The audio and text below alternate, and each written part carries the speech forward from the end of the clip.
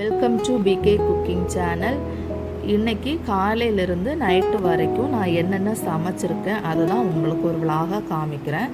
இன்றைக்கி காலையில் புட்டும் பழமும் தான் செஞ்சு சாப்பிட்டோம். அதுக்கப்புறம் ஒரு 10 மணி போல் மார்க்கெட் போய் 100 ரூபாய்க்கு நெத்தலி வாங்கிட்டு வந்தேன்.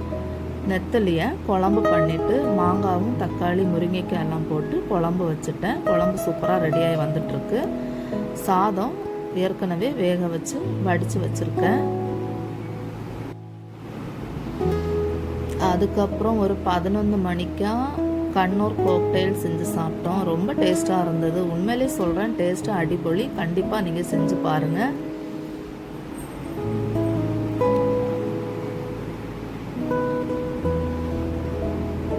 சூப்பராக இருந்தது. கண்டிப்பாக உங்கள் வீட்டில் அந்த கண்ணூர் காக்டெயில் செஞ்சு பாருங்கள்.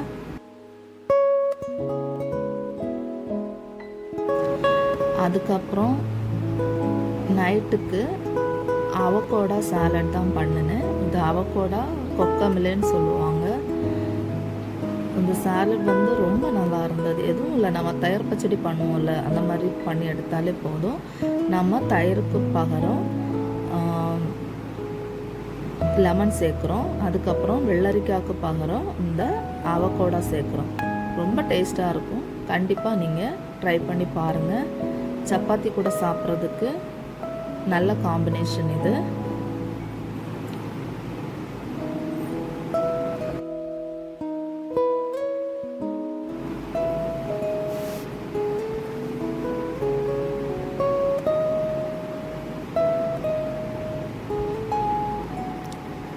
இதோட டேஸ்ட்டும் ரொம்ப நல்லா இருந்தது. இந்த கொக்கமல்லோட டேஸ்ட்டும் ரொம்ப நல்லா இருந்தது. கண்டிப்பாக ட்ரை பண்ணி பாருங்கள்.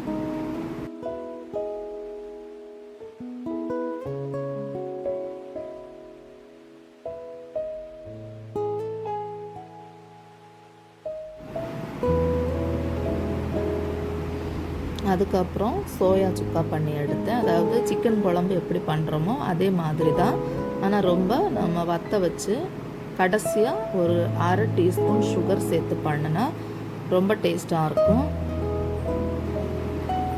இன்றைக்கி சப்பாத்திக்கு அவகோடா சாலடும் இந்த சோயா சுக்காவும் தான் பண்ணினேன்.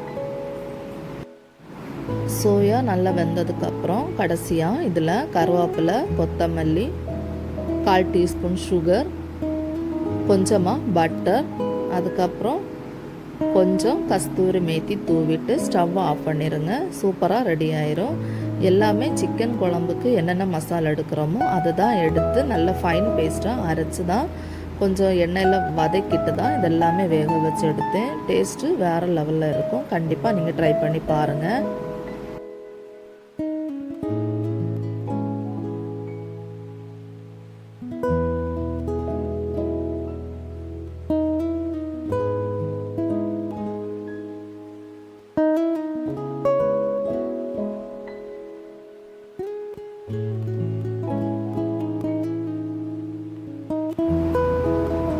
சப்பாத்திக்கு இந்த ரெண்டுமே ரொம்ப நல்லா இருந்தது.